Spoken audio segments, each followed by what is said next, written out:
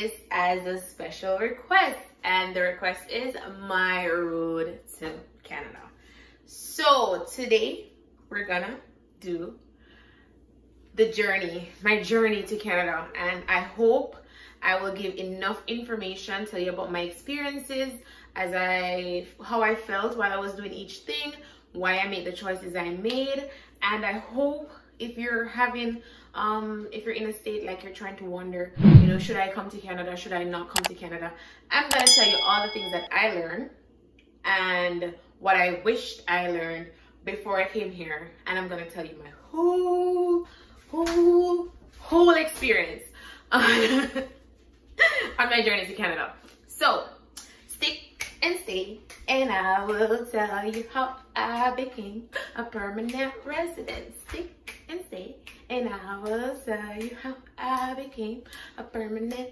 All you need is to be able to read and watch my videos. All you need is to be able to read and watch my videos. Welcome to episode 1 of The Road to Canada. So today I'm going to tell you why I chose what I chose. So the options are permanent resident, worker, or student.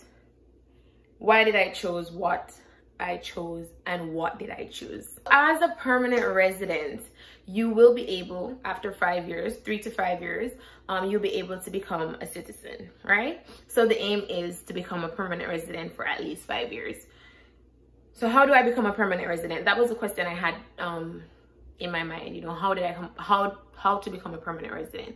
So I did the research like everybody else, and I talked about that in my my other video, how to do the research. So I did the research and I see the information, and the information for me too was overwhelming. But I looked at the requirements and I said, what don't I have on this, right? So one of the things that stood out to me for a permanent resident is that you have to have an English test, and the English test is where I started my journey. So I started to look into how do you do the English test in Jamaica. So the first thing we starting about is which part we can do it. So once I find out say we can do it at UA, I find out, I say what are the dates that you guys have available. It's online, it was all online. So I look at the dates that were available and I look on the price for it. At that time, yeah, me that work and me have a little money save up, because me didn't know say me go come in at the process here. Me go talk about how me didn't know say me go come in at the process here, because this was not my first time thinking about coming to Canada. You know, this was in 2017 when I thought about coming to Canada, that I'm telling you about the journey now, right? But the first time I thought about coming to Canada was in 2015, but I couldn't find the money for pay fees. So I say, you know what, I gotta start work and save towards my goals and my dreams and so. So once something else come up again, I gotta have my money, right? So fast forward 2017, so I start say, all right, how am I gonna get the money for the, how am I gonna do this English testing? So when I check it out, and the English test, the cost at that time, it cost like 30,000. I say maybe $35,000, right? Or so, or 33 or so much. But we're only talking about $35,000 like cost. I'm gonna say, so how long day? $35,000. So I never have no problem in it, because you don't know you want to go there for spending money. So I'm gonna say, all right, 35,000, I can pay that for the English test day. So this was April 2017, right? So around them time, the March, April, so. So I'm gonna say, all right, let me see which date me I gonna get. So I'm gonna go online now. The most like the recent, the next available date is September 2017. Me say me want go foreign. September. Then they tell them not even digital like put me out. No, so I come up before them have the chance to put me out. So I say September they're too far for me to do one test. I remember after you do the test, you know, test is the first step in getting the permanent residence. Like, I never even know all the way that I go through to become a permanent resident at that time. So me just I said the test, and then I say after the test, I'm gonna get through. So me I said September before me do the test. I forgot to look for something else. Then I start thinking about the money. So I say, all right, why am I feeling this? My $30,000 just go down the drain, so I'm $30,000 so hard to come by. So I thought about it and I said, no, I am not going to do that. I am going to find a different way, right? So I say, I now waste my $30,000 to I can't wait till September 2017. All right, so then I decided, why not become a worker, right? So let's do it. Let's look for a job. So I started to look at the requirements on becoming a worker. Like, what does it mean to become a worker in Canada and what do you need for it? So, all right, so I'm gonna start looking into the worker thing now. Fix up myself and get myself properly, fix up my resume and I put my best foot forward. I said, all right, Miss Corporate is coming to Canada. So I'm gonna start looking for work and stuff. I'm gonna start to look into the requirements on becoming a worker in Canada. Not farm worker. Not saying about farm worker, but may I say it's different. It's a whole different process than farm work. So I'm gonna say, all right, what I need. It is similar, but for farm workers, it's them already do all of this already for you. For me now, I look somebody for do this for me. So farm worker, them need you. Me need them. So that's the difference we come in now. So I'm gonna say, all right, I'm gonna say I can become a worker. I'm gonna start looking into the requirements of becoming a worker. And the requirements include having a work. The workplace where want you must also have a, I never know what it means at the time, but they must also have a LMIA, which is a labor market impact assessment, right? So then if you have that, and then if you offer you a good job and stuff like that way in your field, and you have all of the documents for sure say you are one of the top people within this field. Now the LMIA, at the time when I was looking into it, I did not know that it means that they have to run a test on the market in Canada to say that there's nobody in Canada who can currently fill this role and provide the results like this person that you're trying to get from Jamaica to come here. So that means that the person within Jamaica pretty much excellent, where you have to get that person to come.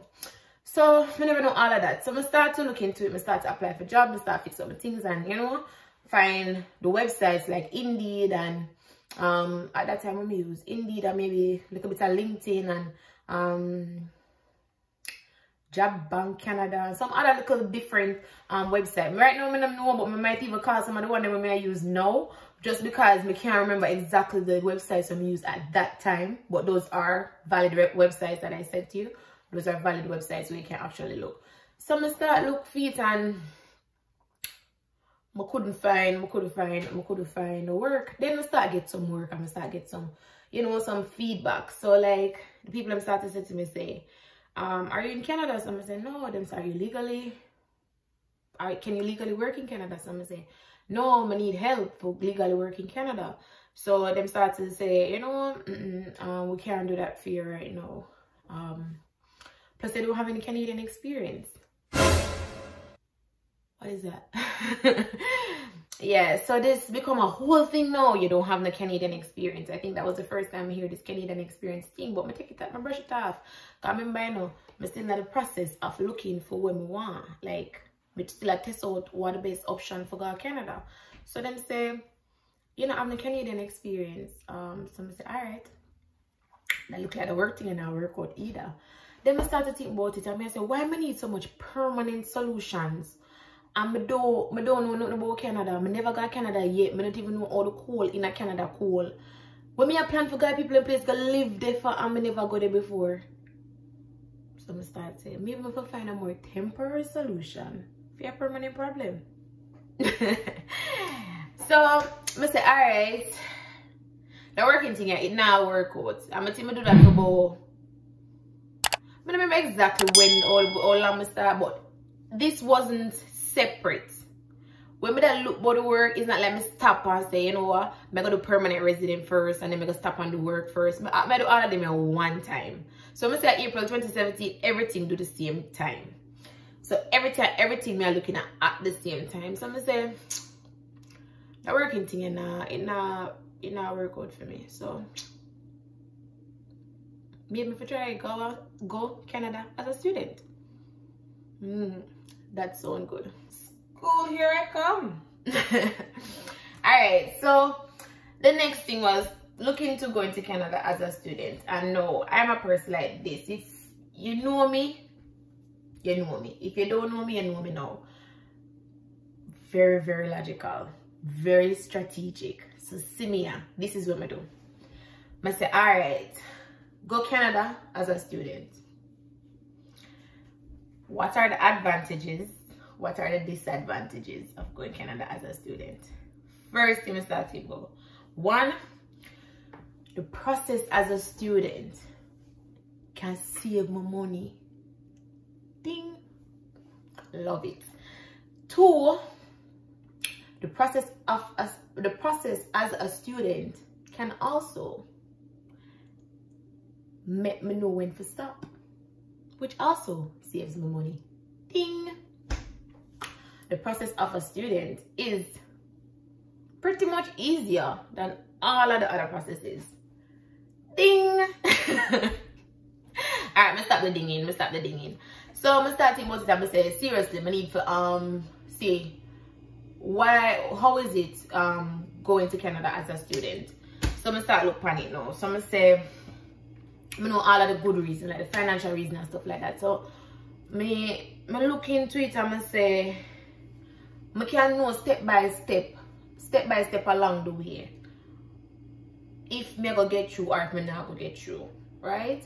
Plus it's gonna save money, so I only need to pay for something while once me get accepted. So each time I can say yeah, I'm just a sum my money I go. Cause I'm telling you, if you don't know me, I'm